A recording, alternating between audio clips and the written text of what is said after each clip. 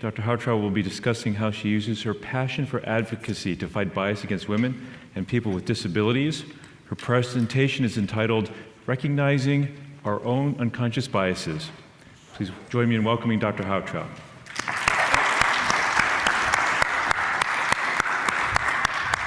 So Gary, right on your chair is a prescription for Miralax. It might help you out with your time management.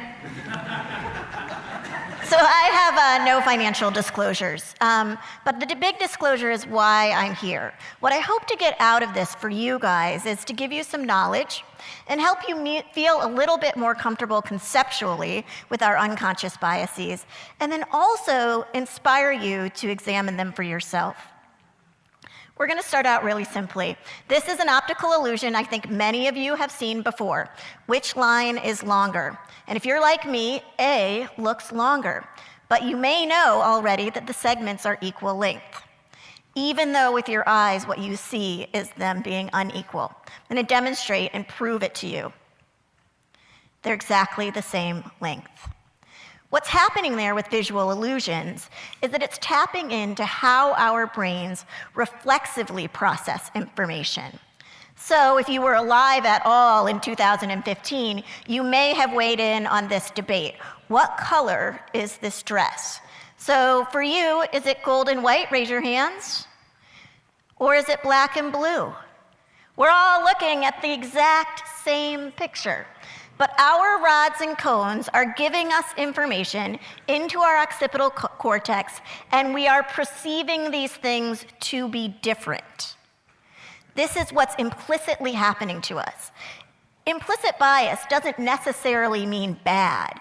It just means that we are all taking information in the world differently and processing it differently. Bad news, gold and white people, the dress is black and blue. So this happens all the time. Our stereotypes, our biases are in play. I'm not getting paid by Starbucks, but this is a pumpkin spice latte. And if you are the barista at Starbucks, are you going to give it to this guy or to this girl?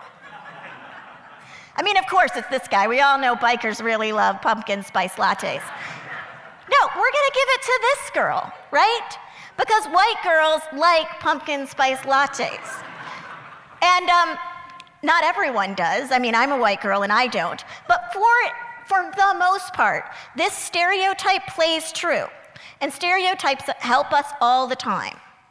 So I want to make sure that we're talking about implicit versus explicit. So if I am given a choice between these shoes, I am going to pick these shoes every time. I like purple, as does Elton John, so I'm in good company. But this is my choice. I acknowledge and I know that I like things that are a little more eccentric. I love the color purple, so that's my choice. But implicit, these are the things that are not really available to our conscious mind. They're also not really available to our control. But nonetheless, they shape our preferences, our understanding of the world, and then how we engage in that world. And that can have real implications for our clinical care. So a few years ago, these two cutie patooties came to my door to go trick-or-treating. And I was costumed, and I had a bowl of candy, and I put a piece of candy in the little boy's bucket, and he started to cry. And he said, oh, you don't like that kind of candy. You can have a different piece. And through his sobs, he says, no, why don't you get to go trick-or-treating? And the little girl put her hand on her hips and she said, because she's a mommy. Well, what that little boy was doing was taking in information about me, my size, and that told him that I was a child. And he, a totally empathetic kid, was sad for me that I didn't get to go trick-or-treating.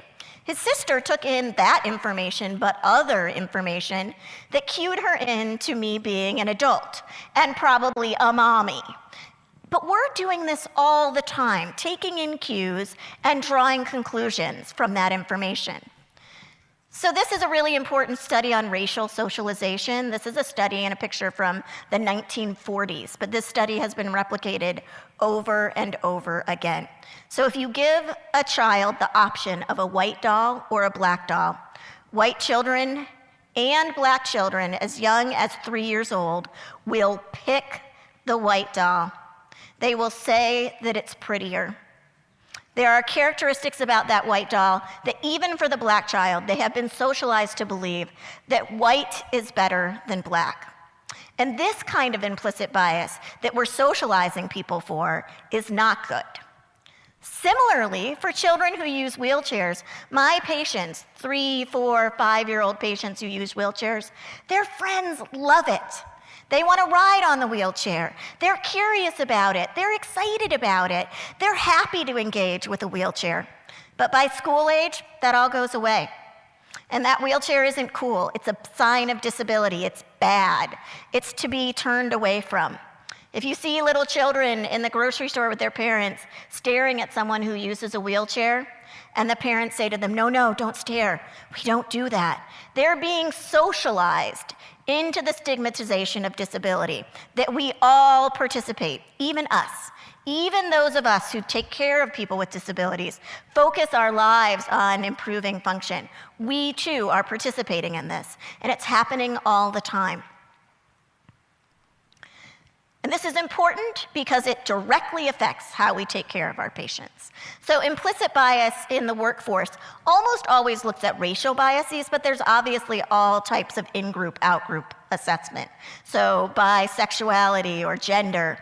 But this study of racial bias found that in 42 articles, 35 of them found implicit bias in healthcare. Every single one of them found a negative association between that bias and healthcare outcomes.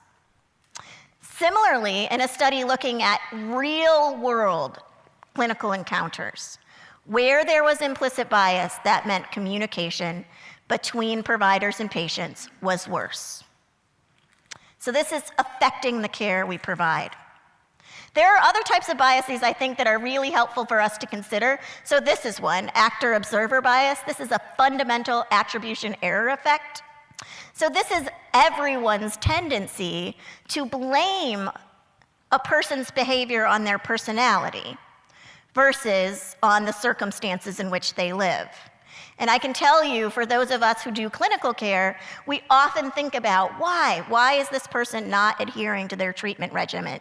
They're lazy, they don't understand, they don't care, they're stupid. Those we are attributing the personality to the behavior, versus what's much more likely to be true, which is that there's something going on. They can't pay the copay. They don't have transportation. There's no one to take care of the kids for them to go to therapy. That means we are not doing a good job of addressing the issues. And how about this one? I want you all to play along. How do you prove that this rule is true or false? The rule is, if a card has an A on one side, then it must have a 4 on the other. I think all of us will very quickly say, we need to turn over this card, the one with the A, to see if it has a 4 on it. That makes sense. And nearly half of you will also say we need to turn over this card. We need to check to see if it has an A on it. But you actually don't. What's happening there is that you've reversed the rule. There's nothing about it that says if there's a 4 on one side, it could only have an A on the other. That's not the case. So this is not true. This is true. That we have to make sure there's not an A on the other side of this card. Because if it is, it would disprove the rule. This is confirmation bias, and we do it all the time in healthcare. This drives how we order tests. This drives how we talk to patients about diagnosis and set up our treatment. So this, like implicit bias, like our actor-observer bias, this directly impacts the care that we provide. And why is this important? Because we want to do better. The triple aim of healthcare, you're all familiar: improve population health, enhance the patient experience, reduce healthcare costs, and we've added optimizing the healthcare workforce. Well, our implicit biases are at play when we hire. So if you have an application that has a man's name on it, an identical application with a woman's name, you will more likely hire the man. The same is true as if it's a black-sounding name or a white-sounding name. You will more likely hire the white person, which means we are not getting the diverse workforce that we deserve, and we are not hiring the most capable people. We're not paying women the same amount of money as men. I published some work where we looked at gender inequities for salaries in pediatric rehabilitation, and one of the reviewers actually commented that he thought the reason why there was this salary differential was because women weren't capable of calculating their full-time equivalents. He was so biased that that's what he thought and felt comfortable saying that in a review. So I want, at the end of this, for you to think about biases in your own life and perhaps go to Project Implicit Bias and take a bias association test. Implicit association test is through Harvard. They're not paying me, but I really encourage you to dig deep, look harder, so we can take better care of our patients. Thank you.